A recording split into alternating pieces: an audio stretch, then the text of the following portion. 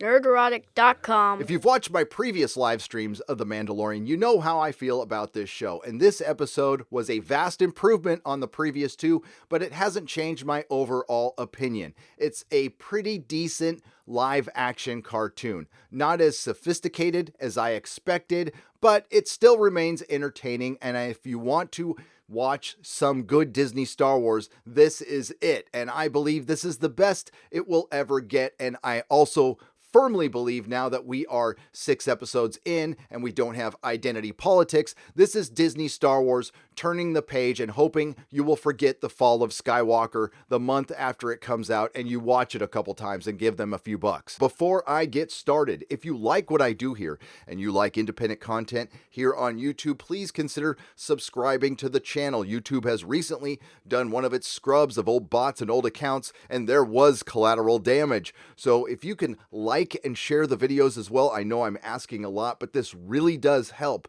your favorite YouTuber and yours truly remain competitive against the giant corporations that are invading this platform, and it's going to get much, much worse in 2020. Now on to a vast improvement over the last couple of episodes. And if you've watched my previous Mandalorian live streams, you might have noticed that I'm not live. I'm recording a video, but I will premiere it, so I will be with you in the chat. We will return live on the season finale. I had to actually stop and pause to remember last episode because I had completely forgotten it, but it was the one where they went after May from Agents of S.H.I.E.L.D. And a reminder for this and all future videos, I spoil television because I review it and I recap it. It's something I've done here since I started the channel, and it will continue until I end the channel or YouTube ends the channel. You have been warned. Here we go. After dusting the wannabe bounty hunter Han Solo, the Mandalorian parks the Razor Crest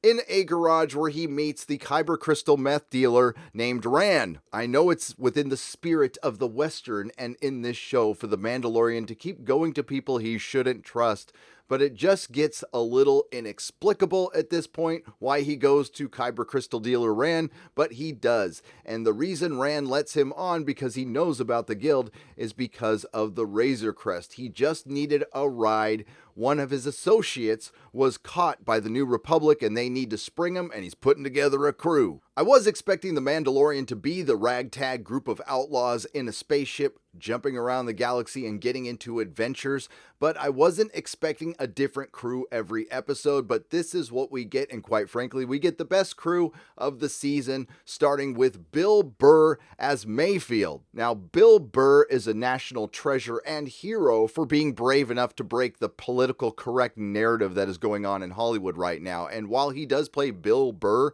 as Mayfield, I have absolutely no problem with that, and he is now my favorite character. He was a former Imperial sharpshooter, and as he says, when Mandalorian wasn't very impressed with that, I wasn't a stormtrooper, wise ass. Each episode, we get a little smidge of the Mandalorian's mysterious background, and we find out that he used to run with Kyber crystal dealer meth Rand in the past. Disney Star Wars has a little self-awareness in this episode, and this comes right off the heels of Jar Jar Abrams, Daisy Ridley, and Jonathan Boyega throwing a little shade at The Last Jedi in the last 48 hours, causing it to trend on Twitter. So Bill Burr's character describes the Razor Crest as a piece of junk, and it looks like a Canto Bight slot machine. So we meet the rest of the crew, starting with the great Clancy Brown as Berg, and of course you recognize him as one of the aliens from the Cantina. We also have Natalie Tina from Game of Thrones,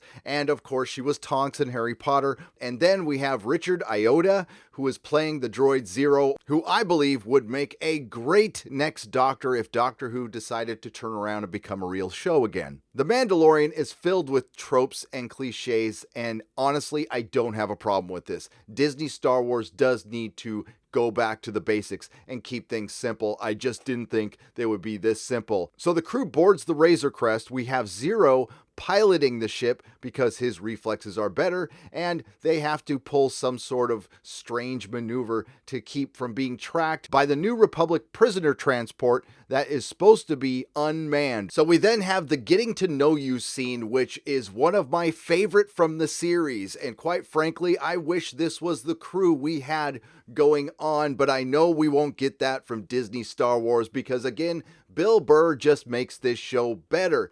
They want to know what's under the helmet with the Mandalorian, and Bill Burr's character Mayfield actually wonders if he's a Gungan and actually does a Jar Jar Binks impression. Shian then insinuates she knows what's under the helmet, which sounds bad when you say it out loud. Then Mayfield nods to Berg to remove the helmet, and as they do that, the Mandalorian and Berg get in a little scuffle, and it opens the door to cute little baby Yoda. Now that the guild has activated all of the transponders, you would think that every underworld element within this galaxy would know about Baby Yoda. Then Mayfield brings up something that's even creepy for Disney Star Wars. You get lonely up here, buddy? Mayfield then turns around and asks if the Mandalorian and Shian made Baby Yoda, and then he brings up it might be a pet. And this is where we have a decent tense moment where Mayfield starts insinuating that he might want to take Baby Yoda as a pet. He pretends to drop it. The Mandalorian does nothing, but then they are saved by dropping out of hyperspace. And remember, a droid is piloting the ship,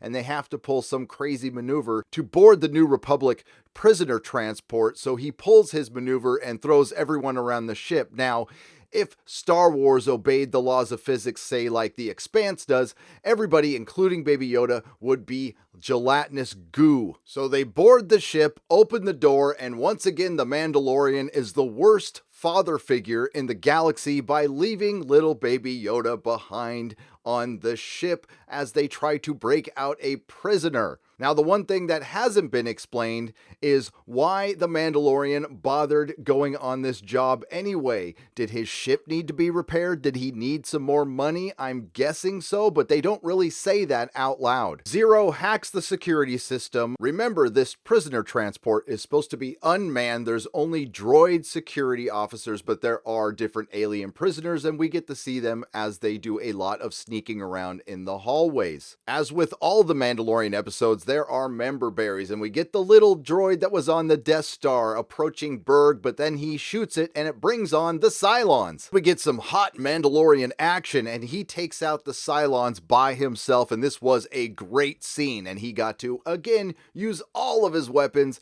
and it was done beautifully. Well, it turns out there was a human being on this ship piloting it named Davin, and there's a good little standoff between the Mandalorian and the rest of the crew over whether we should keep this guy alive or not. The Mandalorian mentions that there was only supposed to be droids on this ship. Then Davin pulls a transponder, which makes the situation even worse. The Mandalorian offers to let the guy live. Mayfield says, "Are you crazy?" And as they're arguing, Shion kills Davin, which activates the beacon, and I'm guessing some X-Wing fighters are on the way, and it looks like they have about 20 minutes to release their prisoner now. They release a prisoner named Quinn, who states that the man who left me behind is now my savior. Then they double-cross the Mandalorian, kick him in the prison cell, take off with Quinn, and leave. And in the meantime, Zero, while poking around on the Mandalorian ship, discovers a guild transmission. You think the Mandalorian would have put a layer of security on his ship once he found out he wasn't going to be the pilot, but maybe Zero found his way around it. It doesn't take long for the Mandalorian to get out of that cell, though. He captures one of the Cylons, breaks off his arm, and uses it to escape. Now our ragtag group of outlaws is being hunted by the Mandalorian, who has made his way to the control room and starts shutting down doors and separating the crew. So we have Berg with Shion and Quinn with Mayfield. Quinn, who is the brother of Shion, wants to leave her behind. He doesn't really care and offers Mayfield triple share if he takes out the Mandalorian. Then we get various scenes of the Mandalorian hunting down Shion, Berg, and Mayfield, and in the meantime we have Zero going after Baby Yoda, who of course got out, and Zero has figured out that that quarry that Krieg was talking about in his transmission was our little tyke. Now there are some pretty decent individual fights between the Mandalorian and Berg, the Mandalorian and Shion, and a very good one between the Mandalorian and Mayfield. It wasn't much as a fight as it was very good directing, very cool, but these all felt kind of short. The Mandalorian catches up with Quinn, who thinks about shooting him for a moment, then wisely gives up because he thinks the Mandalorian has killed the rest of the crew. Then he reminds him that if he dies, he won't be able to collect any of the money. Then we cut away to Zero, who is caught up to Baby Yoda. Is he going to kill Baby Yoda? He raises his gun. Baby Yoda's gonna start using the Force. Then, of course, the Mandalorian comes in and shoots Zero in the head. Now, Baby Yoda thought it was him at first, and he looks at his hand, and that was kind of funny. I think Baby Yoda could take out a droid when it took out that giant beast, but apparently the Force only works when it needs to for the plot. The Mandalorian returns Quinn to Rand, who asks where the rest of the crew is. The Mandalorian mentions no questions and says he did the job. Then he gets paid. There's a bunch of weird looks exchanged. The Mandalorian leaves, and as soon as he does, Rand says, "Kill him." Now, the Mandalorian ship leaves very slowly, so it allows enough time for a gunship to come up from the bottom of the deck of the Kyber Crystal Meth Lab. That's when Quinn notices the transponder beacon that the Mandalorian had snuck into his belt. They wonder what it is, and then Ren says, "That bastard," and then we see Dave Filoni, Deborah Chow, and I think one of the pilots from Return of the Jedi. I could be wrong on this one. And then they ruthlessly kill everybody in the Kyber Crystal Meth Lab as the Mandalorian leaves, and he says something very odd to Yoda. He says, "I told you this was a bad idea." And just like last week, when they took away one of the better scenes, when the Mandalorian kills May from Agents of S.H.I.E.L.D., I'm sorry, I can't remember her name, they go and cut away to the prisoner transport where we see Shion, Berg, and Mayfield in a prison cell. And that's where the episode ends. If I haven't made myself clear in the 30 some odd Star Wars videos I've done out of my 950 plus videos, I'm not a fan of Disney Star Wars. Star Wars doesn't exist for me anymore. If they had started with this show, then that would have been a good thing. So I can objectively say, as an ex-Star Wars fan, that this was entertaining and this was the best episode of The Mandalorian because of Clancy Brown, Bill Burr, and Natalie Tena, who did slightly overact a bit, but that's kind of her game. And of course, Richard Odoye or Odoya, I don't know how to pronounce his last name. And again, he would make a great doctor. I've heard that suggested a lot in my live streams, and I completely agree. I would have preferred to have this crew from the beginning and watch their evolution and turn into nicer people, possibly, or better people, and having an ex-Imperial sharpshooter in that would have made it that much more interesting.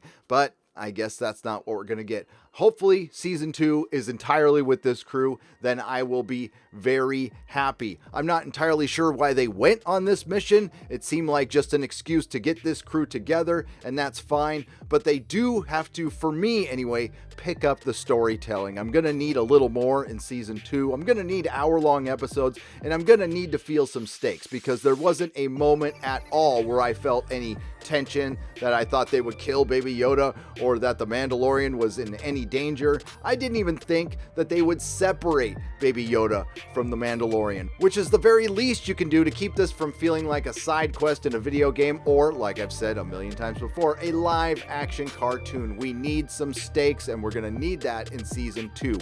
You're going to get past the point where Baby Yoda's just cute. You can't do that forever. You need to do something with both characters. And I think The Mandalorian, as cool as it is, needs a crew around him, especially when you can't see his face. And I think they found the perfect crew if they can get them to sign on for an entire season. I hope that's the case. I still like the episode, but I watched The Expanse last night, and when you compare the two, as far as storytelling is concerned, it is laughable. And one more thing, hail the fandom menace. There was no identity politics in this episode whatsoever, and I don't think we're going to get any for the rest of the series. While we didn't win the war, we didn't put the soy milk back in the boobie, this was a victory. This wouldn't have happened if it wasn't for the Fandom Menace. If we would have sat on our hands and not said anything, we would still be getting identity politics, Disney, Star Wars. Well done, everybody. Take your victory lap. Toast each other. Oh, and Solo lost money. A quick reminder, next week will be a video, then the finale will be live directly after the episode airs. Then I will do a season 1 video. If you would like to talk about it more, I will be in the chat as the videos premiere. Also, you can join me on Friday Night Tights, my live stream that I do weekly with geeks and gamers and other guests, 5 p.m. Pacific time. Hope to see you there. Everybody have a great day. Like, share, and subscribe, and I'll see you in the next video. Nerdrotic.com. Please subscribe.